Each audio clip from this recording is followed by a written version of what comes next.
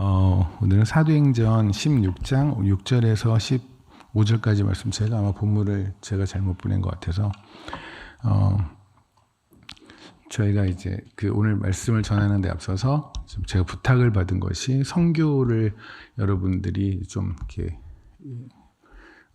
선교에 대한 마음이 생기고 뭐 이렇게 하는 거 그 방향으로 제가 말씀을 전하면 좋겠다고 말씀해 주셨는데 제가 그럴 능력이 없어요.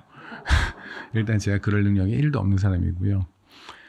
무엇보다 저는 지금부터 14년 전인가 2008년도에 케냐를 갔으니까 14년 전이네요. 제가 하나님을 만난 게 2007년이에요. 그러니까 케냐 가기 1년 전. 그 전까지 입시학원을 하고 있었고요. 입시학원 하면서 제 아이디가, 지금도 매일 쓴 아이디가 목사님이 곧 맡게 되실 저 이메일 어드레스가 소주참이에요. 네. 그거 맞습니다. 지금 생각하시는 그거 맞습니다. 그렇다고 뭐 제가 술 주정뱅이였거나 그러지는 않았지만 어쨌든 뭐 그냥 소주 한 잔씩을 하면서 잘 지내고 있었던, 그냥 지금 생각하면 정말로 전혀 잘 지내지고 않았지만 그 당시에는 제가 잘 지내고 있다고 생각했던, 열심히 돈 벌었고 열심히 사업하고 그렇게 살았던 사람을 하나님이 갑자기 만나 주셔서 2007년도에 하나님 처음 교회, 제 인생의 처음 교회에 발을 들였고, 그리고 2008년도에 케냐 고로고초라고 하는, 나이로비 고로고초라고 하는 슬럼에 도착을 했습니다. 케냐에 도착할 때 저긴 주기도문도 못 외우는 상태에서 선교사가 뭔지도 모르는데 그냥 갔어요. 뭐 하는 건지도 모르고, 지금도 뭐 하는 건지 잘 모르긴 하지만 오늘 그 말씀을 이제 전하기 앞서서 아침에 기도를 하는데 때로 한편의 원망이 되는 거예요. 여러분들이 안 가니까 제가 간 거잖아요. 여러분이 얼마나 안 갔으면 저 같은 사람을 보냈겠어요. 저는 케냐에 가서 술을 끊었습니다. 선교사로 케냐에 가서 술을 끊을 정도로 상태가 아주 안 좋은 사람을 케냐에 보낼 정도라면 반성하셨으면 좋겠습니다. 여러분이 갔으면 제가 안 갔을 텐데. 우리가 이제 이런 고민을 하게 됩니다. 믿게 하시는 분은 하나님이시잖아요. 믿게 하시는 분이 하나님인데 왜 선교사는 선교를 해야 되는가? 한번 많은 질문을 하잖아요. 선교사가 안 가도 하나님을 믿게 하실 분은 믿게 하실 거예요. 맞죠? 그렇다면 우리가 가지 않아도 되지 않나? 라는 질문을 저도 많이 받고요. 여러분 아마 입 밖으로 내지는 못해도 속으로 가지고 있는 질문이기도 할 거예요. 지금 월드컵 때문에 난리죠. 그죠? 그 잠 많은 분들, 초저녁잠이 많은 분들도 그 시간에 반드시 깨어서, 감사하게 어저께 한국 경기를 안 해서 오늘은 말똥말똥 하신데, 어저께 한국 경기를 했다면 오늘 이렇게 앉아있지는 힘들 것 같아요. 거기를 보니까 그 카타르 거기까지도 가서 이렇게 응원하시는 분들이 있는데, 제 생각엔 모두 다 교민은 아닐까라는 생각이 드네요. 그죠? 그걸 보러 가시는 분도 있을 텐데요. 그 비싼 비용을 들이고 그 더운 나라에 갑니다. 구경하러. 선교는 그런 거예요. 구경하러 가는 거예요. 하나님이 하시는 선교를 구경하러 가는 건데, 축구를 정말 좋아하는 사람들은 자기의 기꺼이 자기 돈을 내서 가는 것이고, 하나님이 선교하시는 거, 하나님이 하시는 선교를 기꺼이 볼 사람들은 뭐 목숨 바쳐 가는 것이고, 그러니 특별하게 이상할 것도 없고 대단할 것도 없습니다. 그냥 하나님이 하시는 선교를 보고 싶은 거죠. 그런데 무엇보다 중요한 건, 한국은 질 수도 있고 이길 수도 있잖아요. 그런데 이겼으니 그렇게 좋은 거 아니겠습니까? 내일 모레인가요? 하는 브라질의 경기에는 별로 기대가 없지만, 그럼에도 불구하고 또 뭐 어떤 일이 있을지 모르죠. 이길 수도 있고 질 수도 있는 경기인데도 불구하고 그렇게 열심히 가서 보는데, 하나님의 경기는 반드시 이깁니다. 반드시 이기는 경기를 가서 보는 것 할만하지 않나요? 그렇죠? 그게 선교입니다. 그래서 선교는, 혹시 여러분이 선교사가 가서 뭐를 해서 사람들을 믿게 한다라는 생각은 일단 버려주시고요. 그렇게 할 수 있는 능력이 없다고 성경에 적혀 있잖아요. 하나님이 늘상 하시는 이기는 게임에 가서 구경하는 것, 그 구경을 기꺼이 하는 마음이 여러분에 좀 생기셨으면 좋겠고, 기꺼이 하셨으면 좋겠고요. 그래서 선교는 일종의 재방송을 보는 것과 같습니다. 우리가 왜 엊그저께 했던 포르투갈과의 경기를 다시 봐도 또 재밌잖아요. 그죠? 그래서 아마 유튜브에서 본 걸 또 보고 본 걸 또 보고 계속 그러고 계시는 분들이 있을 텐데요. 그렇지 마세요. 쓸모없는 짓이에요. 근데 하나님의 경기는 어차피 이겼어요. 그러니까 이 경기는 저희가 지금 하는 것이 뭐 손에 땀을 쥐기도 하죠. 때로는 순교자가 생기기도 하고요. 때로는 힘든 것도 있고요. 뭐 단지 선교지뿐만 아니라 여러분의 삶 속에서도 힘든 게 있는데, 근데 이 경기는 이겼어요. 이미 이긴 경기를 보는 거기 때문에 좀 더 넉넉한 마음으로 보셔도 될 것 같아요. 오늘 나누고자 하는 이 말씀도 마찬가지의 이야기인데 우리는 왜 선교를 하냐는 거예요. 도대체 선교를 가서 무엇을 하고 하느냐. 결론적으로 말하면 선교하시는 하나님을 저희는 지켜보는 거라고 말씀을 드렸어요. 그죠? 그리고 구경하는 거고 그 하나님을 응원하는 거예요. 물론 우리의 응원이 없어도 하나님은 그 경기를 이기세요. 그죠? 우리가 뭐 카타르에서 응원하는 사람이 있다고 그래가지고 반드시 그 경기가 이긴 건 아니잖아요. 우리는 굉장히 자기가 영향력이 있다고 생각해요. 어떤 분은 축구 경기를 내가 보면 이런 분들이 있거든요. 그렇게 영향력 있지 않으세요. 본인이 축구 경기를 보면 지고 안 보면 이기고 할 정도로 영향력 있다라는 그 착각은 도대체 누가 심어준 거예요? 본인들이 대단하다고 생각하는데 그렇지 않으세요. 우리가 응원하지 않아도 이길 건 이기고 우리가 응원을 해도 질 건 집니다. 하나님의 경기도 마찬가지예요. 우리가 응원하지 않아도 우리가 선교하지 않아도 하나님은 하세요. 근데 다만 우리는 그걸 보고 싶은 거죠. 그것도 반드시 이기는 경기를. 그죠? 그러면 하나님이 구체적으로 어떤 경기에서 무엇을 이기시고 무엇을 하시는지에 관한 이야기를 오늘 나누려고 하는데 루디아의 이야기를 통해서 나누려고 해요. 우린 다 알죠. 루디아 그러면 특히 사업하시는 분들, 특히 자매님들이 이 이름을 갖기를 좋아하세요. 그래서 루디아, 리디아라는 이름을 가지면서 나도 이제 열심히 사업해서 보내는 선교사로서 그렇게 하겠다. 내지는 교회에 열심히 여러 가지 재정의로든 뭐든 간에 봉사하겠다, 헌신하겠다. 너무 아름답죠. 그런데 이거에 또 숨겨진 다른 이야기가 하나 담겨져 있는 것 같아요. 뭐냐면 우리가 여기 보면 안식일에 바울이 루디아를 만나는 일이 벌어집니다. 안식에 관한 이야기가 이거에 가장 포인트가 되는 것이 아닌가 싶어요. 저희가 마태복음 27장을 잠깐 보시면은 거기서 성경에서 왜 이렇게 말씀을 쓰셨을까라고 하는 말씀이 나오는데 그게 마태복음 27장 62절이거든요. 마태복음 27장 62절에 보면 그 이튿날은 준비일 다음 날이라 라는 표현이 있어요. 주님께서는 6월절에 죽으시죠. 우리가 알고 있다시피 금요일입니다. 금요일 다음 날은 토요일이고요. 매주 토요일은 안식일이었어요. 그래서 어느 이단 교단에서는 안식일에 토요일에 열심히 예배를 드리면 그날의 예배를 드려야 우리가 기원을 받는다라고 하는 사람들도 있는 것은 안식일은 토요일이 맞습니다. 안식일은 토요일이었던 게 맞습니다. 근데 문제는 이거예요. 우리가 1년에 50 몇 주의 1년에 주간이 있잖아요. 그러면 54주라고 합시다. 그러면 54번에 54번의 안식일이 존재를 하죠. 그런데 6월절이라는 것이 1년에 한 번씩 있잖아요. 그럼 6월절은 때로는 월요일일 수도 있고 화요일일 수도 있죠. 물론 금요일일 수도 있어요. 매년마다 바뀌겠죠. 그러면 6월절이 있는 주에도 안식일이 있을 거예요. 그러니까 54주 중에 한 주는 6월절이 있는 주의 안식일일 거예요. 이해가 되시고 있는 거죠? 네. 근데 그 안식일을 6월절이 있는 주의 안식일을 성경에서는 큰 안식일이라고 그래요. 그러니까 다른 안식일보다 더 잘 지키는 안식일이 되는 거죠. 근데 더 잘 지킨다는 건 뭘 말하냐면 여러분 잘 아시다시피 미시나라고 하는 그 율법에 따르면 안식일에만 지켜야 되는 법이 38가지가 있어요. 근데 정확하게 말하면 안식일에만 하지 않아야 되는 행동들이 38가지가 있는 것이 안식일에는 모두 하지 말라고 그랬거든요. 성경에. 그냥 일하지 말라라고 했는데 이것을 사람들이 오해를 한 거예요. 하나님께서 안식일을 쉬어라 하지 말라라는 것이 뭔지를 모르니까 그러니까 아무것도 안 하는 게 답인가 보다라고 이해를 한 거죠. 근데 아무것도 안 한다라는 걸 할 때 뭐를 얼마나 안 해야 되는지 밥도 안 먹어야 되는 건지 물도 안 마셔야 되는 건지 뭐를 안 해야 되는지를 모르니까 그거에 대해서 나름 규정을 만든 걸 38가지를 만든 거예요. 기특하죠. 그런 걸 만든 걸 보면. 그중에는 어떤 것도 있냐면 예를 들어서 우리가 하품을 하거나 물론 여기 한국에서 그럴 일은 없습니다만 케냐에서는 유목민들이 많이 있기 때문에 시골 같은 데 가면 파리 그 플라이 시즌이 되면 파리 시즌이 되면 파리가 정말 엄청나요. 엄청나서 엄청나 봤자 한 100여 마리가 왔다 갔다 거리는 정도 수준 그냥 별건 아닙니다. 근데 이제 그러니 파리 재앙을 생각하면 엄청날 거라는 생각이 들기는 해요. 그러니까 지금 그들은 만약에 하품을 한다. 여러분 하품할 때 파리를 먹어본 적은 없잖아요. 근데 거기서 원래 그 파리 시즌 같은 경우는 하품하다가 파리가 입에 들어가는 경우 있거든요. 2마리도 들어갑니다. 근데 그럼 어떻게 하실래요?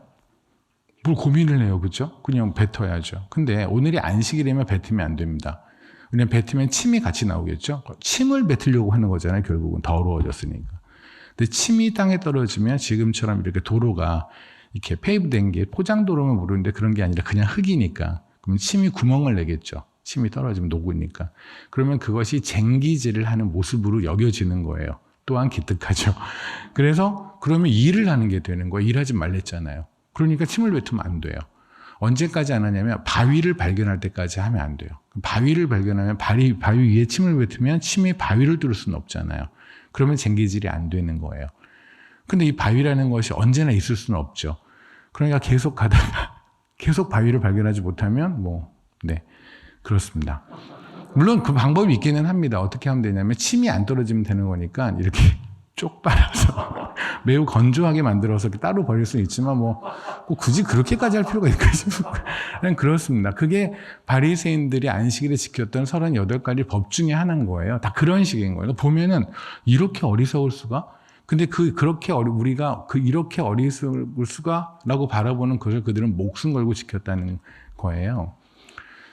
그러니까 주님께서 6월절에 죽으시죠. 주님께서 6월절에 죽으시는데 그 다음 날이 안식일이었던 거예요. 공교롭게도. 그죠? 큰 안식일. 그러니까 큰 안식일이니까 보통의 안식일보다 열심히 뭔가를 안 해야 돼요. 뭔가를 열심히 안 함으로써 휴식을 취해야 된다는 사명감에 사로잡혀 있는 사람들인 거예요.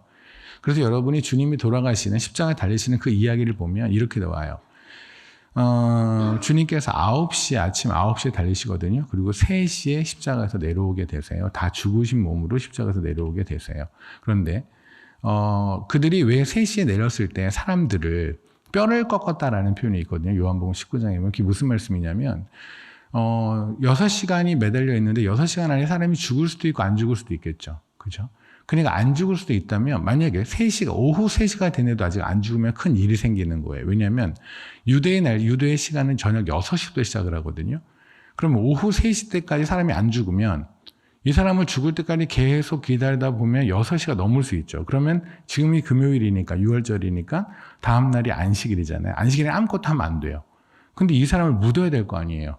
그럼 땅을 파야 되는데 그럼 안식일을 어기는 게 되는 거예요. 그래서 성경에 다음 날이 안식일이기 때문에 이들을 빨리 해결을 해야 돼요. 그러니까 내렸는데 강도 2명은 안 죽은 거예요. 그리고 주님은 죽으신 거예요. 그래서 강도 2명을 뼈를 꺾어요. 그래서 다리를 꺾었다는 표현이 있는데 엄밀히 말하면 뼈를 꺾은 거거든요. 그러니까 여러분 가끔 영화 보면 액션 영화에서 목을 탁 비틀어가지고 확인사살하는 거 있죠. 그렇게 확인사살을 해서 강도 2명을 죽이고 또 봤더니 주님은 죽으셨다는 거예요, 이미. 그러니까 더 이상 그럴 필요가 없으니까 그냥 땅에 묻었다. 그런데 문제는 뭐냐면 성경에서 출애굽기 12장에 보면 6월절에 어린 양의 뼈는 꺾지 말라고 하셨거든요. 그리고 그 말씀에 요한복음 19장 말씀에 주님이 성경의 말씀을 응하게 하기 위해서 뼈를 꺾지 않으셨다고 얘기를 해요. 그게 뭘까요? 그게 뭐냐면 주님은 시간이 되어 그들이 사람들의 뼈를 꺾을 걸 아세요. 왜냐하면 그들은 안식일을 지켜야 하니까. 본인들이 안식을 해야 되니까. 성경에서는 첫 번째 아담을 예전에 그 에덴 동산에 죄를 지었던 아담이라 하죠. 그리고 고린도서에서는 두 번째 아담, 마지막 아담을 예수 그리스도라고 합니다. 첫 번째 아담의 뼈에서 나온 것이 하와죠. 신부죠.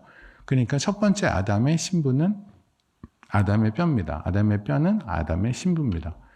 주님이 왜 뼈를 지키셔야만 했냐면, 왜 뼈가 꺾이지 않아야만 했냐면, 왜 그게 성경을 응하게 하는 거냐면 주님의 신부를 지켜야 하기 때문에 그래요. 두 번째 아담의 신, 마지막 아담의 신, 예수 그리스도의 신부는 누군데요? 우리요. 그리고 이 교회예요. 우리를 지키기 위해서 주님은 뼈가 꺾이면 안 됩니다. 그래도 주님은 십자가에서, 우리는 이렇게 생각하죠. 그냥 이렇게 달려서 힘없이 이렇게 있는데 피가 알아서 쏟아졌고 물이 알아서 쏟아졌다. 그게 아니에요. 만약에 그랬다면 주님도 강도들이 숨이 붙어 있는 것처럼 주님도 숨이 붙어 있어야 돼요. 주님도 청년의 시절이거든요. 그렇잖아요. 주님은 십자가에서 그렇게 죽지 않으셨어요. 최선을 다해서 죽으셨어요. 몸에 힘을 다 모아서 피를 뽑아냈어요. 왜냐하면 그들이 뼈를 꺾기 전에 죽으셔야 하거든요. 숨이 요만큼이라도 붙어있으면 그들은 뼈를 꺾을 것이고, 그렇다면 주님의 신부 우리들이 멀쩡할 수 없거든요. 그게 주님이 죽으신 거예요. 그렇게 해서 우리에게 주신 게 바로 안식이에요. 그런데 그들은 안식이 뭔지를 모르는 거예요. 그래서 마태복음 27장에 뭐라고 나오냐면 주님이 6월절에 죽으셨어요. 그럼 유월절 다음 날은 안식일이죠. 그죠? 유월절 당시에 금요일이었으니까 금요일 다음 날은 안식일입니다. 근데 성경에 뭐라고 하냐면 주님이 죽으신 유월절 이 다음 날은 안식이라는 표현을 안 해요. 그래서 성경에서 이렇게 말해요. 큰 안식일 전날을 준비일이라고 얘기를 합니다. 큰 안식일 전날은 마치 크리스마스 이브 이런 것처럼. 그러니까 주님이 죽으셨을 때 유월절은 이름이 두 개예요. 하나는 유월절이라는 이름을 갖고 있고 안식일을 기준으로 봤을 때는 준비일이 되는 거예요. 그죠? 그러면 준비일 다음 날은 안식일이죠. 유월절 다음 날도 안식일이죠. 근데 성경에 뭐랬냐면 다음 날은 준비일 다음 날이라 이렇게 나와요. 이 말이 얼마나 이상한 말이냐면 성탄절이 있죠. 그럼 성탄 전날이 있습니다. 이브예요. 그러면 크리스마스 이브 다음 날은 크리스마스죠. 모르신가요? 크리스마스 이브의 다음 날은 크리스마스예요. 근데 제가 만약 이렇게 표현하면 어떨까요? 크리스마스 이브의 다음 날은 크리스마스 다음 날이더라. 크리스마스 이브 다음 날이더라. 그러니까 크리스마스 이브에 말해 24일 말하는 거 24일에 내일은 크리스마스 이브 다음 날이더라. 아니죠. 내일은 성탄절이죠. 그냥 이 크리스마스죠. 근데 굳이 이렇게 말할 필요 없죠. 지금 이렇게 말하는 거예요. 그 이튿날은 준비일 다음 날이라. 의도적으로 하나님이 지금 피하고 싶은 단어가 하나 있죠. 안식이란 말. 우리 그러잖아요. 뭐 회사에서 마음에 안 드는 부장님이 있으면 부장님자를 끝까지 안 지킴으로써 이 성과를 부리고 싶잖아요. 그죠? 마음에 안 드는 부장님 있으면 그게 무슨 부장이야? 뭐 이름만 부르고 그러죠. 하는 것처럼 하나님 입장에서는 안식이라는 말을 여기다 붙이고 싶지 않으신 거예요. 왜냐하면 그들이 생각하는 안식이 아니거든요. 그러니까 원래대로 표현하면 다음 날은 큰 안식일이라 또는 안식일이라 이래야 되는데 다음 날은 준비일 다음 날이라. 그러니까 끝까지 안식이라는 말을 피하세요. 왜냐하면 그들은 안식하지 못했거든요. 하나님이 말씀하신 안식과 인간이 생각하는 안식은 다르다는 거예요. 그럼 하나님이 말씀하신 안식은 무엇일까? 그게 도대체 무엇이길래 하나님께서는 바울의 행성지까지 바꾸면서 루디아를 안식일에 만나게 했을까? 지금 바울은요. 수리아에서 길리기아로 갔습니다. 그리고 소아시아를 거쳐서 그 다음에 유럽으로 가는 게 그냥 행성지예요. 그런데 갑자기 하나님께서는 소아시아로 가려고 했던 바울을 느닷없이 막으시고 마게도니아, 유럽으로 보내신 거예요. 그리고 빌립보에 도착해서 루디아를 만났거든요. 이것과 도대체 이 안식이라는 게 관련이 있을까? 저는 있다고 생각하는데 하나님 말씀하시는 안식은 어떤 거냐면 누가복음 13장을 보면은요. 누가복음 13장을 보면 10절에 안식일에 꼬부라진 여자를 고치시다라는 제목이 나옵니다. 사실 이게 성경에는 이 말씀을 보면 조금 고개를 갸우뚱거릴 만한 내용이 있는데 뭐냐면 어쨌든 간에 바리새인들은 그들이 가지고 있는 안식에 대한 기준들이 있었잖아요. 그런데 주님은 그 안식일에 그들이 생각하는 기준을 다 깨셨어요. 안식일에 뭐 이삭을 지시기도 했고 고치시기도 하고 막 이랬어요. 그래서 계속 성경을 보시면 안식일에 논쟁이 계속 붙죠. 그들이 와서 안식일에 너는 왜 사람을 고쳤니? 왜 이거를 먹었니라고 하세요. 주님은 아세요. 주님이 이걸 하시면 저들이 와서 시비를 걸 거고 논쟁에 붙을 걸 아세요. 그러면서도 하시는 거예요. 왜 그러냐면 그들이 가지고 있는 안식에 대한 개념을 바꾸셔야 되니까. 그들은 잘못 알고 있으니까. 그래서 주님께서 이렇게 말씀하시죠. 내가 안식일의 주인이야. 다시 말하면 니들 생각에는 내가 안식일을 어기는 것 같지만 내가 안식일의 주인인데 어떻게 내가 어기겠니? 내가 하는 게 안식일의 내용이야. 안식의 내용이야. 그러니까 니네들이 이걸 통해 배워야 돼라고 하는 건데 그들은 그걸 배울 의향이 없었죠. 그러면 주님께서 어차피 사람들하고 어떤 그 논쟁이 붙을 수밖에 붙은 거를 아시면서도 불구하고 안식일에 어떤 병을 고쳤다면 기왕에 그럴 거면 좀 대단한 병을 고치셔야 되지 않을까 싶은 생각이 들어요. 왜 그런 거였죠. 어차피 혼날 거면 그냥 사고 대박 치고 혼나는 게 낫다. 뭐 이런 것처럼 어차피 사람하고 논쟁이 붙을 거면 그냥 병을 하나 고쳐도 뭔가 좀 기억에 남을 만한 병을 고치면 좋겠는데요. 근데 그때 안식일에 병을 고치신 내용이 그렇게 썩 그래요. 꼬부라진 여인을 고치고 수정병을 고치고 수정병은 배가 이렇게 나온 거 있죠. 우리 왜 아프리카 어린아이들 보면 배 이렇게 나온 경우 그런 걸 수정병이라고 합니다. 또는 손 마른 자를 고쳐요. 그러니까 우리가 생각해도 그것이 물론 굉장히 불편한 병이고 맞고요. 고쳐져야 되는 병이 맞고 그 환자 입장에서는 그분 입장에서는 얼마나 불편하시겠어요. 하지만 우리가 알고 있는 보통 병의 강도, 정도를 봤을 때는 당장 그렇게 급하게 당장 숨이 넘어가는 병들은 아니잖아요. 손이 마른다거나 이런 것들은 꼽 부러져 있거나 우리가 꼽추라고 보통 표현하는 그러니까 암이라든가 내지는 당장 지금 숨이 넘어가는 자를 고치셨는데 사람들이 와서 시비를 걸면 어차피 시비를 걸 거면 얘가 이 정도 병을 고쳤다고 하면 말이 좀 쓸 것 같은데요. 근데 주님은 왜 그렇게 급하게 보이지 않는 꼬부라진 여인을 고치셨을까? 성경에서는 이렇게 말을 합니다. 아담과 하가 죄를 짓고 나서 하나님은 땅을 저주를 하시죠. 그래서 땅을 저주해서 땅을 기어다니는 짐승들이나 그런 곤충들이나 이것들을 다 하나님은 부정하다고 말씀을 하세요. 왜냐하면 땅에 저주를 받았다고 하는 말씀하셨으니까. 지금 하나님께서는 꼬부라진 여인을 고친 게 이럴 겁니다. 저희 케냐에서 사역하는 거죠. 저희 사역이 좀 여러 가지, 뭐 장애인 사역도 있고 무슬림 사역도 있고 좀 여러 가지, 그래서 좀 스펙트럼이 넓은데 그 중에 장애인 사역 중에는 이런 사역이 있어요. 탄자니아에서 케냐에 넘어오신 분들이 있으세요. 근데 그분들은 태어날 때부터 소아마비이거나 내지는 뭐 그렇게 그러니까 겉으로 봐도 장애가 좀 중증 장애가 있으신 분들인데 탄자니아가 미신이 워낙 많아요. 뭐 한국도 그렇지만 어디나 그렇죠. 근데 탄자니아 더욱더 그 미신이 심해서 태어날 때부터 소아마비나 이렇게 장애를 갖고 태어난 분들은 저주를 갖고 태어났다고 사람들이 생각을 해서 이들과 접촉하면 그 저주가 자기한테 튄다라고 생각해요. 그러니 이분들은 태어나면서부터 어쩔 수 없이 국어를 할 수밖에 없는, 뭐 일을 할 수가 없잖아요. 다리가 뭐 이렇게 불편하고 이러니까. 근데 국어를 하는데 그 국어를 하는 돈을 더 주면 그 주는 행위 때문에 저 저주가 나한테 온다라는 생각도 가지고 있어요. 그냥 국어조차도 힘든 동네인 거죠. 그래서 탄자니아보다는 그래도 케냐가 잘 살거든요. 뭐 아프리카가 삐까삐까하긴 하지만 그래도 나름 케냐가 굉장히 잘 사는 나라입니다.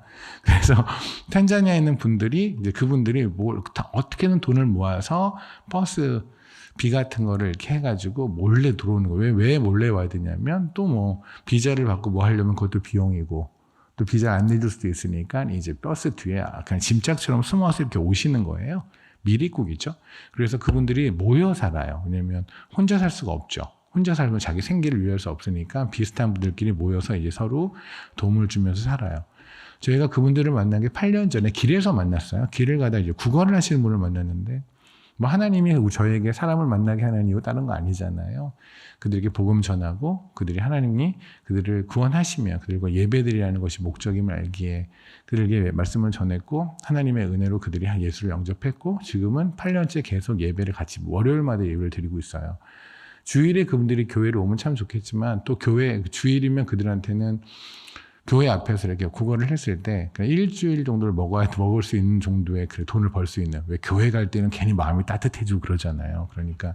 그래서 그분들이 그러니까 주일에 교회를 오라고 할 것이 현실적으로 힘들죠. 그래서 저희가 월요일에 거기를 가요. 근데 사실 월요일에 저희가 가서 예배를 드릴 때 그분들이 모여 있다는 것도 대단한 거예요. 아침 일찍 나와서 국어를 하셔야지 하루를 먹고 사는데 예배를 위해서 하루를 그냥 하나님께 드리는 거예요. 자기 생계를 드리는 거예요. 그러니까 우리 통장에 얼마가 있는데 하루 이런 게 아니라 오늘 벌어서 오늘 살아야 되는데 그 하루를 하나님에게 온전히 드리는 그렇게 하는 게 제가 8년째를 하고 있습니다. 거기를 가면 나음이라는 자매가 있는데 이분이 우리가 이제 소위 말하는 꼽추예요. 그러니까 허리가 완전히 굽어 있어요. 지금 성경에서 말하는 꼬부라진 여인은 바로 그거거든요. 멘트 됐다고 그러죠. 허리가 완전히 굽혀져 있어요. 이 자매님은 저희를 굉장히 좋아해요. 오랫동안 만났고 또 자매님 아팠을 때나 이럴 때 병원 가서 좀 케어해 주기도 했고 그냥 식구같이 잘 지내는 분인데 그 자매님은 항상 고개를 어떤 시간에 허리가 이렇게 굽어진 상태에서 얼굴만 이렇게 돌려가지고 저를 보는데 항상 저도 안타깝죠. 허리가 90도로 굽어져 있는 상태니까. 그렇게 굽어져 있는, 그래서 제 이 꼬부라진 여인에 관한 말씀을 보면서 그 자매님이 딱 생각이 나는 거예요. 그렇게 허리가 구부러져 있으면 절대 볼 수 없는 게 하늘이에요. 주님께서 안식일에 굳이 별거 아닌 것처럼 보이는 이 병을 고치신 이유는 다른 게 아니죠. 주님이 이 땅에 오신 이유. 허리 피자고요. 하늘 보자고요. 저주받은 땅 보면서 땅에 거 주워 먹는 거 이제 그만하고 하늘 보고 쉬자고요. 이것이 하나님께서, 주님께서 우리 눈에는 별것처럼 안 보이는 이거를 통해서 그렇게 많은 논쟁을 할 것도 아시면서도 불구하고 안식일에 꼬부라진 여인을 고치신 것이 아닌가요? 주님께서 왜 손마른 여인을 손마른 자를 고쳤을까요? 당연하죠. 포도나무의 가지가 되어지. 포도나무에 붙어 있어야 포도나무의 가지는 싱싱하게 푸르게 있습니다. 그죠? 그런데 이 붙어있는 대가 완전히 말라있는 거라고 한다면 가지도 말라있을 수밖에 없겠죠. 세상 거 잡고 있던 우리들, 다 몸도 마음도 다 말라버린 것들. 이제 우리가 촉촉하게 인생 살아가는 이유는 딱 하나죠. 예수 그리스도 잡고 있으니. 우리의 생수 되시는 그분을 우리가 잡고 있으니 우리 삶이 촉촉한 거 아닙니까? 물론 통장은 말라갈 수도 있습니다. 나의 건강은 말라갈 수도 있고 나의 뼈도 말라갈 수도 있고요. 아파갈 수도 있고요. 하지만 우리의 영이 지금도 이렇게 촉촉한 이유는 오늘 이 예배에서 우리가 하나님께 기꺼이 예배를 드리는 이유는 이 예배를 드리고 났더니 하나님이 나한테 뭘 주실까? 그래서 여기 오신 거 아니잖아요. 나의 상황 중에 나의 상황을 아무리 봐도 예배 드릴 만하지 않는데 그런데 하나님이 참 좋죠. 나의 모든 상황을 봐도 하나님이 없어 보이는데 그런데 믿음으로 하늘을 보니 하나님이 너무 좋죠. 그래서 여기 계신 거 아닙니까? 그래서 여기서 하나님 찬양하러 오신 거 아닙니까? 우리 그런 거잖아요. 주님 잡고 있으니 내 삶이 갑자기 촉촉합니다. 조금 전에 목사님하고 얘기하면서 저한테 형이 2명이 있거든요. 형이 2명이 그냥 세상적으로 보면은 잘 먹고 참 잘 사는 사람들입니다. 근데 안타깝게 예수가 없습니다. 하나님 믿지 않아요. 하나님 만나주실 걸 믿는데 그냥 현재 스코어 안 믿습니다. 얼마 전에 밥을 같이 먹는데 형들은 제가 안타까운 거 봐요. 그러니까 형들 기준에서 저는 멀쩡히 살다가 갑자기 애가 정신 나가서 케냐가 아프리카가 있는 애고 이제 제 기준에서는 형들은 정신 나가서 아직까지 저러고 살고 있는 거고 그래서 전혀 다른 패러다임을 같이 다니는 2 부류가 만난 거예요. 횟집에서. 형들 둘이 동시에 저한테 회를 막 줘요. 너 왜 그렇게 됐니? 인생. 거기다 제가 지금은 이제 다시 좀 건강이 회복이 됐는데 2년 전에 제가 한번 굉장히 아파서 몸무게 지금 이 상태에서 15kg가 딱 빠진 상태가 있어요. 그때는 제가 제 얼굴을 봐도 내가 맞나 싶을 만큼. 그때 만났으니 형들은 더욱더 그랬겠죠. 계속 먹으랬는데 저는 형들이 이렇게 불쌍한 거예요. 그래서 저는 형들한테 이제 준 회를 다 줬어요. 다 주면서 어차피 그렇게 죽으면 뭐 지옥 갈 건데 뭐 먹고 죽은 귀식 때깔이라도 좋대는데 먹어라. 저는 제가 틀렸다고 생각하지 않거든요. 저는 제가 더 촉촉합니다. 그들은 말라 있습니다. 왜냐하면 주님께서 아마 안식일에 수종병 배가 이만큼 나온 헛배 부른 자를 고치시는 것도 그게 아닐까요? 우리가 세상에서 먹고 마시는 거에 그렇게 목숨 걸었잖아요. 그죠? 세상에는 같이 먹고 세상에서 주는 스펙 먹고 그거 먹으면 다 되는 줄 알고 살았잖아요. 근데 그거 알고 봤더니 다 헛배죠. 아무것도 아니죠. 그냥 가스만 찬 거 아닙니까? 주님께서 수종병에 배가 부른 사람을 고쳐주신 것도 마찬가지예요. 우리가 먹어야 되는 것은 예수 그리스도의 그분의 말씀이어야 되고 그분의 주시는 양식을 먹고 살아야지 세상에서 주는 양식 먹고 살아서 우리가 될 것이 아닌데 결국은 주님의 양식을 먹고 사는 우리는 안식하는 게 맞습니다. 주님의 손을 잡고 있는 우리는 안식하는 게 맞습니다. 지금도 땅이 아니라 하늘을 봄으로써 땅을 보니 뭐를 보니 건강진단서를 보니 희망이 없어 보이고 갑자기 슬픈데 하늘을 보니 내가 갈 곳이 저기네. 그래서 괜찮은 우리는 안식하는 게 맞습니다. 근데 주님께서 아마 안식일에 루디아를 만나신 이유가 만나게 하신 바울한테 한 게 바로 그걸 것 같아요. 바울은 지금 수리아 길리기아에서 더베에서 루스드라에서 전부 다 사역을 이제 멈췄습니다. 순서상으로 보면은 당연히 소아시아를 가야 돼요. 그리고 나서 유럽을 가야 됩니다. 아마 바울의 계획에서는 이랬을 수 있을 것 같아요. 소아시아까지 가고 다시 돌아와서 선교 보고하고 다시 가고 뭐 이렇게 계획을 삼았을 수도 있겠죠. 아니면 마게도냐 유럽까지 가고 거기서 한 바퀴 돈 다음에 예루살렘에 와서 뭘 하나님을 살려놓으시면 그러면 여기서 다시 선교 보고하고 또 가고 뭐 이런 계획을 잡았을지도 몰라요. 근데 하나님이 느닷없이 당연히 소아시아로 가야 되는 바울을 갑자기 막으시고 마게도냐로 보낸 거예요. 마게도냐에 있는 빌립보라는 그 첫 성에 도착을 했는데 거기서 안식일에 루디아라는 여인을 만났습니다. 저는 그 루디아를 만났을 때 바울이 이거구나라고 생각했다고 저는 생각을 해요. 무슨 말이냐면 루디아에게 물어봤겠죠. 직업이 뭐예요? 그랬더니 저기 자색 옷감 장사래요. 자색 옷감 장수 굉장히 잘 살았던 사람일 수도 있습니다. 그죠? 비즈니스로 굉장히 잘하는 사람이었고 굉장히 똑똑한 그러한 여자일 수 있습니다. 우리가 보통 커리어 워먼이라고 하는 그러한 여성이었을 수 있습니다. 사느라 바빴던 사람일 겁니다. 그죠? 물론 그 사는 걸로 몸을 지장했을 것이고 저는 그분이 사치스럽다는 얘기를 하는 것이 아니라 그냥 우리 그러잖아요. 그러니까 세상을 보면 그러죠. 돈이 있으면 답이 되는 것처럼. 우리 그렇죠. 돈 많으면은 마치 그가 말하는 게 진리인 것처럼.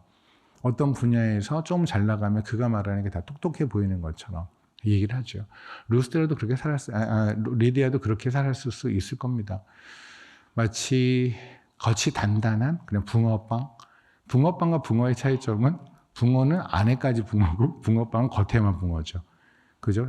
건대가 단단한 거죠. 스펙으로 단단히 묶어서 내지는 그 무엇으로 받기를 무겁겠죠. 그게 외모일 수도 있겠고요.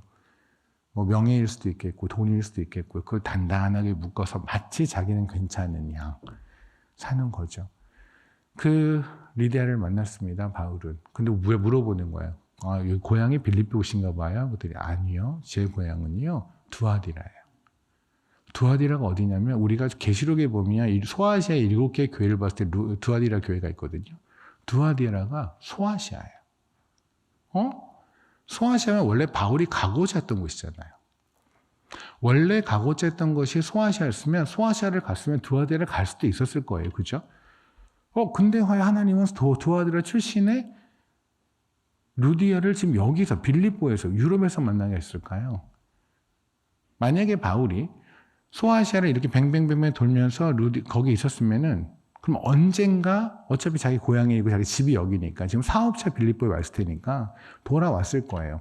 여러분이 사업상 일본에 가서 어쨌든 뭐 이렇게 몇 주든 몇 달이든 간에 돌아올 것처럼 그러면 언젠가 만날 수도 있어요. 그런데 하나님은 그걸 허락하지 않으셨어요.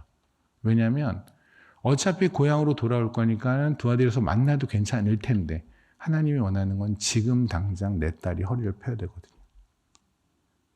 3주 있다, 4주 있다, 5주 있다, 몇 개월 있다, 사업 끝나고 돌아와서 그리고 나서 바울 만나서 복음 듣고 그리고 허리를 피는 걸 못 견디시는 거예요. 하나님은. 지금 내 딸이 이제 땅 그만 봤으면 좋겠는 거예요.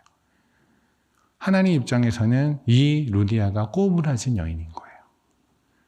몸으로는 전혀 그렇지 않지만 그의 영은 꼬부라져 있죠. 땅만 보고 땅에 있는 거 주워 먹고 그걸로 행복하고 그걸로 몸 단단하게 나 괜찮은 줄 알고 나 스펙 쌓았으니까 나 돈이 있으니까.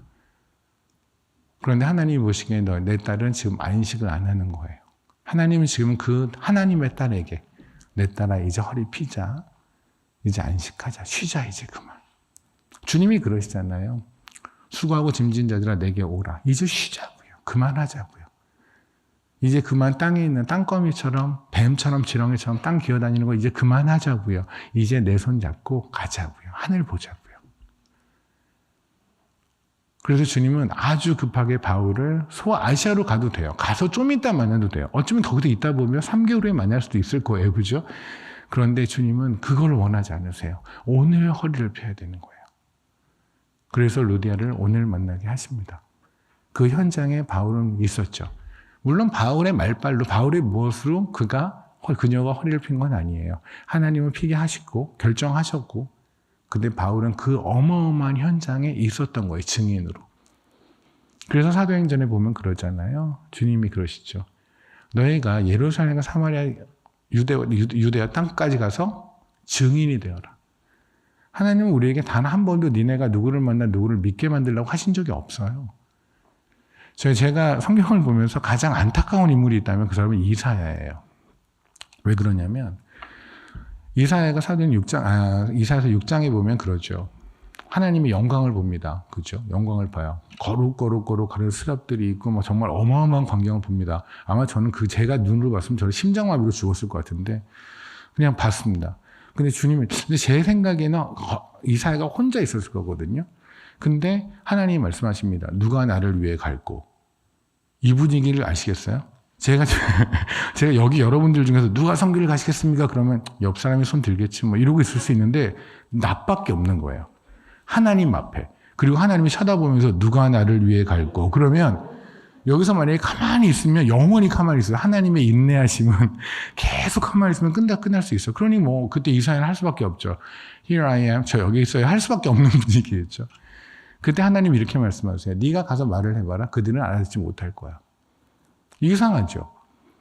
보통 선교를 간다, 그냥 지금 선교 간다는 거잖아요. 선교 간다는 사람이 용기를 줘야죠. 당신이 가는 모든 땅마다 복음이 전해질 거고, 푸르는 꽃이 필 것이고, 푸르는 잎이, 복음이 막 펴날 것이고, 열매를 맺을 겁니다라고 용기를 줘도 가기 싫어 죽겠는데, 지금 가겠다는 이사야한테 하나님께서 말씀하시는 건 뭐냐면, 네가 가서 말을 해도 그들이 알아듣지 못할 거고, 네가 아무리 모르려고 해도 그들은 깨닫지 못할 거야.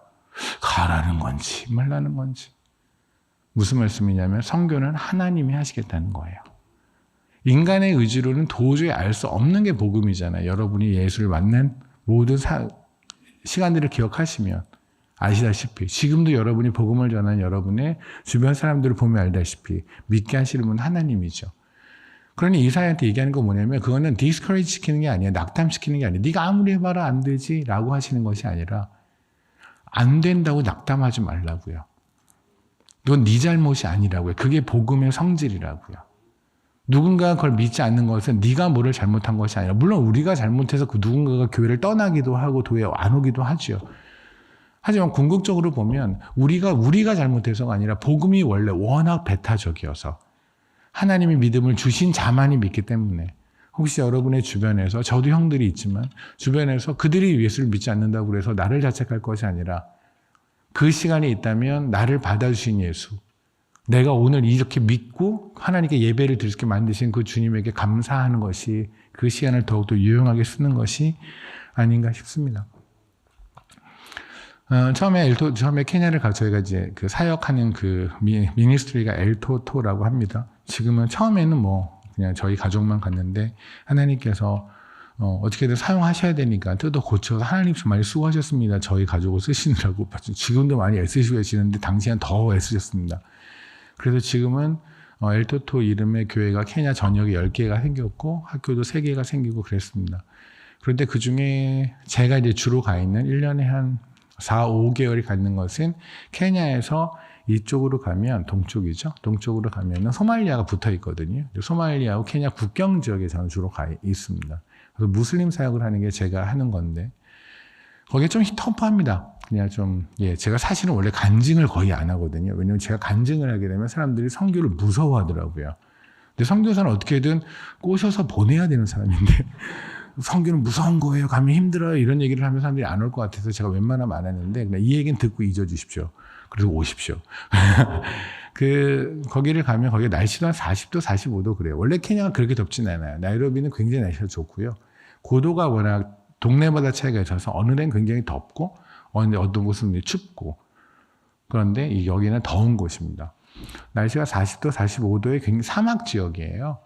아까 목사님께 살짝 사진을 좀 보여드렸는데 거기는 워낙 사막 지역의 특징이 뱀도 많고 박쥐도 많고 이러거든요. 그래서 제가 숙소에서 눈을 뜨면 모기장이 이제 핑크색으로 된 모기장이 하나가 있는데 제 취한 건 아니고 누가 그걸 해놓습니다. 그래서 핑크색 모기장이 있는데 거기에 박쥐가 이렇게 매일매일 한 3마리씩 붙어 있어요. 그래서 박쥐의 얼굴을 보면서 아침을 시작을 하고 그래요. 그래서 제가 죽인 박쥐만 해도 한 200마리가 넘을 겁니다. 저 박쥐 잘 죽입니다. 혹시 주변에 박쥐 출몰하면 부르시면 가서 제가 죽어드릴게요. 근데 거기서 이제 그렇게 살아요. 그냥 그렇게 삽니다. 근데 항상 있는 건 아니고 1년에 4개월, 5개월 정도는. 근데 그런 환경적으로 어려운 건 별 문제가 아니에요. 그거는 근데 이제 힘든 건 무슬림 지역이다 보니까 힘든 게 있죠. 다 무슬림입니다. 99.9%가 무슬림이고요. 그 동네는 소말리아 무슬림이기 때문에 좀 극성스러운 무슬림이에요. 그래서 IS라고 들어보신 적 있을지 모르는데 그 이슬람 무슬림 단체 그 테러리스트들이죠. 그 IS와 같이 연계하는 알샤바브라고 하는 단체가 있어요. 케냐에서 한때 몇 년 전에 대학교를 가서 대학교에 있는 크리스찬들을 다 총으로 다 쏴가지고 2시간 만에 143명을 죽였거든요. 이제 그 단체들입니다. 근데 저희 교회도 이제 폭탄을 던져서 교회가 불타고 그랬는데 저희가 교회는 부대 안에 있어요. 군부대. 헬기도 있고 탱크도 있는 부대 안에 있어요. 왜냐하면 밖에다 세울 수가 없습니다. 언제 폭탄이 날라오거나 총으로 쏠지 모르니까. 근데 거기다 처음에 엘토토 학교를 시작을 했어요. 근데 크리스찬 학교를 시작을 했는데 저희의 기준은 뭐냐면 와서 매일 예배를 드려야 하는 거예요. 근데 거기 동네는 다 무슬림들이니까 아이들도 무슬림들이겠죠. 무슬림 가정에서 오는 거죠. 근데 부모들이 전혀 동의를 못 하죠. 그런데 저희가 한 거는 그들이 오든 안 오든 간에 우리가 그렇지 않아요. 누가 오든 안 오든 우리가 교회인 거는 맞잖아요. 우리가 성도인 건 맞잖아요. 그래서 저희 고집을 했고, 그런데 그렇지만 최대한 열심히 잘 가르치자. 그래서 지금은 처음에 8명이 왔어요. 그리고 누구나 다 그랬습니다. 이렇게 크리스찬인 거를 겉으로 티를 내면 너희들은 곧 망하리 그랬는데, 지금 아이들이 벌써 170명이 되었고요. 학교는 그때 유치원으로 시작했던 학교가 벌써 5학년까지 매년 하나씩 생기는 학교거든요. 그렇게 하고 있습니다. 지금도 엄청나게 많은 위협들이 있습니다. 왜냐하면 거기도 크리스찬 학교니까. 그래서 뭐 어느 순간 자다 보면 갑자기 군부대에서 군인들이 와요. 막 와가지고 저 이제 케냐에서는 파파라고 부르는데, 파파 빨리 부대로 가자고 지금 뭐 정보가 떴는데 엘토도 지금 습격한다고 한다고. 근데 이 습격이 보통 습격이 아니거든요. 정말 폭탄 쏘거든요. 뭐 총 쏘고 막 이런 습격이니까. 그래서 자다가 가서 또 자고 괜찮으면 또 돌아오고 뭐 이런 생활을 하고 있습니다. 하루는 이사야라고 하는 분을 만났어요. 그분은 하나님을 믿었던 사람, 믿는 사람이에요. 믿는 사람인데. 근데 이분이 공무원인 거예요. 공무원이니까 발령을 받겠죠. 그래서 원래는 이 동네가 아니라 다른 동네에 살았어요. 그냥 푸르른 동네에서 신앙생활 잘 하면서 교회에서 찬양 인도자까지 하면서 잘 사셨어요. 그런데 어느 날 갑자기 이쪽으로 발령이 된 거예요. 그러니까 발령이 돼서 갔겠죠. 갔는데 무슬림 동네 한복판으로 간 거죠. 그래서 도착한 날 하나님한테 너무 원망이 되잖아요. 날씨도 너무 이상하고, 그러니까 현지인들도 힘든 날씨거든요, 거기는. 그래서 뭐지? 그래서 하나님께 원망도 하며, 그러나 혹시라도 어쨌든 찬양도 하고 그랬는데, 찬양을 하고 예배를 드리고 나왔는데 다음날 동네 사람들이 돌을 던지기 시작한 거예요. 저도 그 돌에 맞아서 피가 터진 적이 있는데, 저 차도 뭐 유리 다 깨지고 한 적도 있습니다. 지금은 이제 제가 저를 좀 사람들이 익숙하게 봐서 돌까지 던지진 않습니다. 근데 처음에는 뭐 돌을 던졌거든요. 그 바울이 뭐 돌 맞았다 이거죠. 진짜 아픕니다, 그거. 그게 그냥 읽은 문제가 아니에요. 그러니까 그분은 돌을 갑자기 던지고 막 이러니, 근데 자녀들도 어린아이들이 있는데 애들이 뭐 돌 맞아 피 터져서 오고, 학교 같은 애들이 다 단체를 인치당해서 오고, 그러니까 멘붕이 온 거죠. 그러면서 결정을 내린 거예요. 교회 가지 않으리래. 거기 이제 군부대에 있는 교회가 있는데, 교회가 한 1시간, 한 30분이 떨어져 있거든요. 교회를 갔다 오면 난리가 나니까. 그리고 저녁에 예배를 드리면 예배하는 그 찬양 소리 때문에 또 난리가 나니까. 그렇게 10년을 사신 거예요. 그리고 저를 만난 거예요. 저는 이제 거기에서 돌아다니는데 갑자기 그분을 만났는데, 그분이 얘기하더라고요. 자기도 예전엔 교회 갔는데 지금은 안 간다. 허리를 폈었죠, 하나님께서. 그런데 허리를 다시 숙였습니다. 이해할 만합니다. 두려우니까, 살려니까. 그렇잖아요. 살아야 하니까. 내 자식들도 살려야 하잖아요. 맨날 애들이 피투성이가 돼서 멍들어서 예수쟁이라는 이유 하나 때문에 오는 것이 얼마나 가슴이 아팠을까요? 그렇게 안 되겠다. 그렇게 하지 말자. 라는 생각에 교회를 안 간 게 10년입니다. 저를 만났는데, 제가 그때 이런 말을 했어요. 그분에게. 뭐 교회 가고 안 가고 하는 거는 형제님 마음인데, 근데 제가 이 말을 한번 드려볼게요. 마태복음 26장에 보면 슬개탄 포도주를 주님이 거부하시는 장면이 나와요.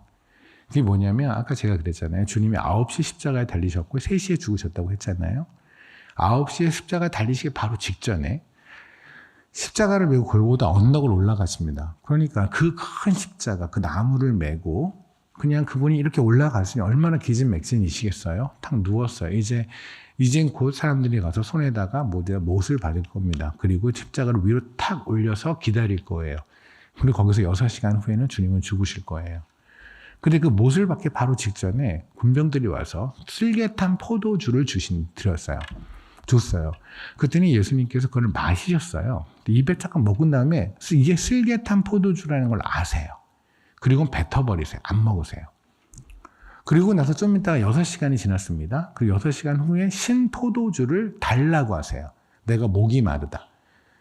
그랬더니 신포도주를 줬고 그걸 마신 다음에 죽을 했는데, 그때 성경에 응하게 하기 위하여 그렇게 하셨대요. 단순히 포도주 한 잔 먹고 죽으시기 위해서나 목이 말라서가 포인트가 아니라 성경을 응하게 하려 하사. 아까 왜 제가 말씀드렸잖아요. 주님의 뼈가 꺾이지 않은 것이 교회를 지키고 성도를 지키기 위함이라고 하는 것처럼 성경을 응하게 하려 하사.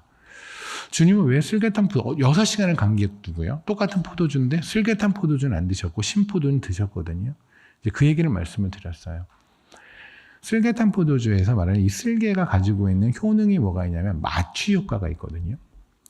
그래서 십자가의 사람을 목을 박을 때 원래 당시 십자가 처형은 일반적인 처형이죠. 물론 극악무도한 처형인 건 맞지만 어쨌든 잘못을 했을 때 사람을 사형하는 방법 중에 하나였어요. 사용하는 방법 중에 하나는 십자가에 처형을 할 때 그들이 베푸는 마지막 자비가 뭐냐면 쓸개탄 포도주를 주는 거였대요. 그러니까 우리가 왜 사형수들 보면 그 전날 먹고 싶은 거 다 먹어라 뭐 이렇게 한다고 하잖아요. 그래서 뭐 치킨도 시켜주고 다 시켜준다고. 내일 죽을 거니까. 그러니까 아마도 주님 외에 옆에 있는 두 명의 강도도 쓸개탄 포도를 똑같이 제공을 받았을 거예요. 먹으라고. 그들은 먹었을까 안 먹었을까요? 벌컥벌컥 먹으셨겠죠. 왜요? 여러분 여기다 눈 요만큼 이렇게 다래끼 같은 거 째는 건데도 마취해달라고 그러잖아요. 지금 좀 있으면 죽을 거예요. 못에 찔려서 이만한 못이 몸을 뚫고 들어가도 죽을 거예요. 근데 거기에다 좀이라도 고통이 덜어진다고 한다면 안 먹겠습니까? 먹어야죠. 어떻게든 먹어야 더 달라고 해야죠. 강도 두 명은 벌컥벌컥 마십니다. 그런데 주님은 딱 입에 댔어요. 지금 내 정신, 네 정신이 아니니까 지금 뭔지 모르고 넣었다가 이게 뭐야? 그리고 뱉어버리세요. 왜냐면은요. 여기 자매님들은 잘 아실 거예요.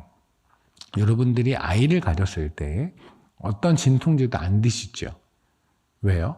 의사들은 그럽니다. 그거하고 차라리 머리 아픈 것보다 진통제를 먹는 게 낫다라고 하는데도 불구하고 자매님들은 왜 보통 자매님들도 약한데 엄마는 그렇습니다. 진짜 강하더라고요. 제 아내도 그랬는데. 그 힘이 어디서 생기는지 모르지만 끝까지 참더라고요. 왜 그래요? 애가 이상할까 봐. 주님이 쓸개탄 포도주를 안 드신 이유는 다른 게 아닙니다. 주님은 십자가에서 우리가 당해야 되는 모든 고통을 당하셔야 합니다. 그분이 요만큼이라도 그 고통이 덜어지면 우리의 구원이 우리가 기형아로 나옵니다. 우리의 구원이 완성되지 않습니다. 우리는 온전한 안식을 할 수 없습니다. 주님은 그 고통을 다 당하시기 위해서 쓸개탄 포도주를 뱉어버리세요. 우리 지키시려고. 우리의 구원을 완성시키시려고 우리를 온전한 안식으로 집어넣으시려고. 그 말씀을 드렸어요. 이사야 선생님한테. 주님은 이러셨네요. 주님은 이래서 우리 구원하셨네요. 그럼에도 불구하고 교회 가기 싫으시면 가지 마세요. 그건 어쩔 수 없죠. 그리고 헤어졌어요. 그날 저녁에 이랬어요. 제 방문이 똑똑똑 하더라고요. 문을 열었더니 이사야 선생님이에요. 오실 것 같았어요. 왜냐하면 크리스찬은 그 말을 듣고 버틸 수 있는 사람은 없어요. 오셨어요. 그리고 얘기하시더라고요. 자기 집이 저기 안에 있는데 내일 신방 와줄 수 없냐고. 감사하죠. 그거 하루 하나님 밥 먹여주시는 건데요. 갔어요.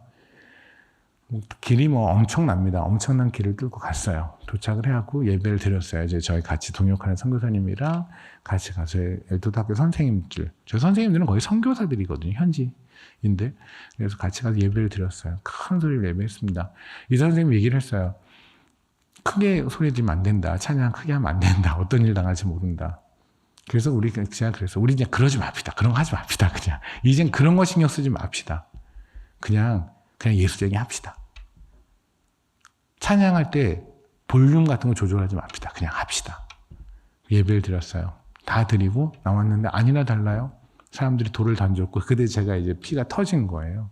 몰랐어요. 너무나 순식간에 수십 명의 사람이 돌을 던지는데 전 제가 맞은지도 몰랐어요. 그냥 차가 부서졌다. 그냥 운전하는데 백밀러 깨져 있고 이러니까 그냥 어떻게든 빠져나와서 도착했는데 뭐가 축축한 거예요. 그래서 봤더니 피가 터져서 이게 이제 온몸을 적신 거 시트까지. 근데 병원도 없고 그러니까 일단 땅에 있는 흙 같은 거 짚고 어쨌든 제어를 시켰는데 저녁에 이제 누웠어요. 누워서 하나님에게 하나님 저 너무 막 쓰시네요. 아 진짜 제가 그러니까 여러분들 얼마나 원망하겠습니까? 여러분이 성교 일찍 나갔으면 제가 그럴 필요가 없으니까요. 오죽하면 주기도문도 못 외운 사람을 거기 가가지고 저 케냐에 가서 주기도문을 외웠거든요. 하나님 저 너 왜 이러십니까? 하나님 너무 힘듭니다. 솔직히 아픕니다. 그리고 힘듭니다. 라고 막 애원을 했어요. 막 울었어요. 울고 나서 새벽 4시가 되면 제가 4시 반 사이에 깨입니다. 왜냐면 거기 이제 무슬림 지역이니까 모스크에서 이렇게 울리는 소리가 있어요. 그 소리가 나을 때 저도 같이 기도를 하거든요. 하나님에게. 그게 습관처럼 된 게 있어서 딱 깨서 기도를 하기 위해서 그냥 찬양을 폰에 있는 찬양을 랜덤으로 눌렀어요. 근데 모든 건 아시는 주님께 나는 주님이라고 하는 찬양이 툭 나오는 거예요. 아시는구나. 아시는구나. 그리고 나서 딱 머릿속에 떠오르는 말씀이 뭐였냐면 스테반이 돌을 맞습니다. 사도행전 7장에 보면 돌을 맞습니다. 그리고 나서 죽을 때가 됐습니다. 죽기 바로 직전에 아직 돌을 맞지는 않았어요. 설교를 막 합니다. 그리고 사람들은 이제 그들이 설교가 다 끝날 무렵에 이를 갈아요. 아, 내가 저들을 죽이리라. 저도 그걸 당해봐서 아는데 그 분위기가 있거든요. 이제 좀 있으면 저들은 돌을 들고 나한테 던질 거야 라고 하는 분위기가 있어요. 스테반이 왜 몰랐겠어요? 사도행전 7장에서 그 오랫동안 설교를 하잖아요. 그리고 나서 그들이 이를 갈며 돌을 던지는, 물론 돌을 들었다 이런 얘기 들어있지만 이를 갈았을 때 스테반이 성령이 충만하여 하늘을 봅니다. 그랬더니 주님이 보좌 옆에 서서 계십니다. 주님은 보좌에 앉아 계셔야죠. 근데 사도행전 7장에는 주님이 보좌 앞에 서서 계세요. 여러분이 왜 집에서 서 있을 경우는 어떤 경우일까요?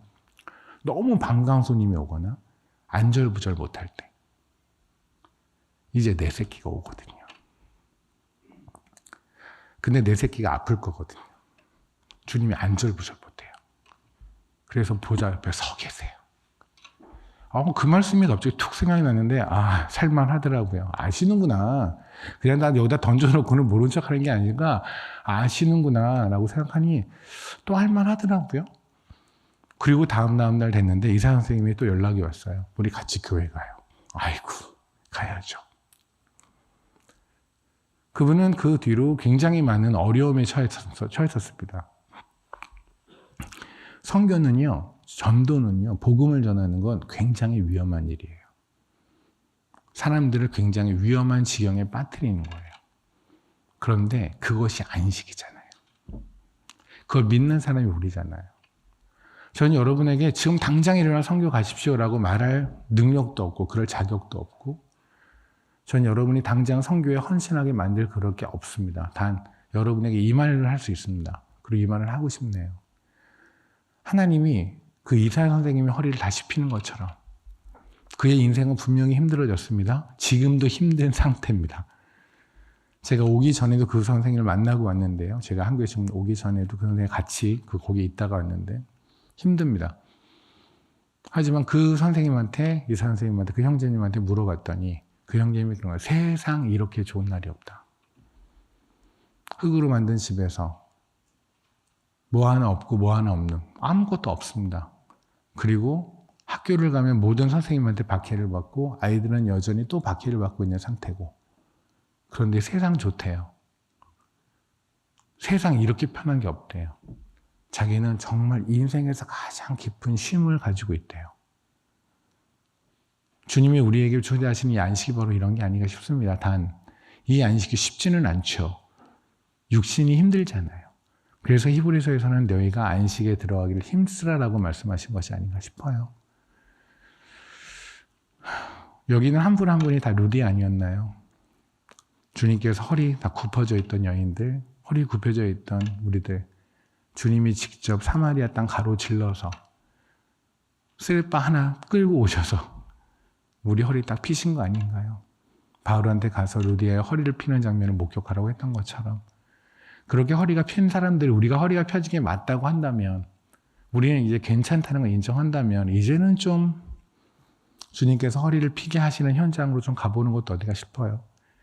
그리고 그 현장으로 가는 분들을 아주 그냥 제대로 파이팅 해주는 것도 밤새 그 늦은 시간까지 소리 지르면서 축구팀 응원하는데 진짜 이기는 게임에서 우리가 영원히 살 그곳에 만날 영원한 형제들을 위해서 그리고 그 일을 하는 사람들을 위해서 여러분이 좀 화이팅을 외쳐주시는 것도 마땅히 해야 될 일이 아닐까? 그리고 그걸 부담으로 의무로 생각하지 않고 기쁨으로 여겼으면 좋겠고요. 그보다 먼저 여러분이 먼저 그리고 저 먼저 볼 건 걸 거예요. 나는 진짜 허리가 펴진 게 맞을까? 분명히 우리는 허리가 펴진 사람이 맞습니다. 근데 펴졌었나? 아니면 지금도 펴져 있나? 혹시 다시 허리가 구부러져서 땅을 쳐다보고 있는 건 아닐까?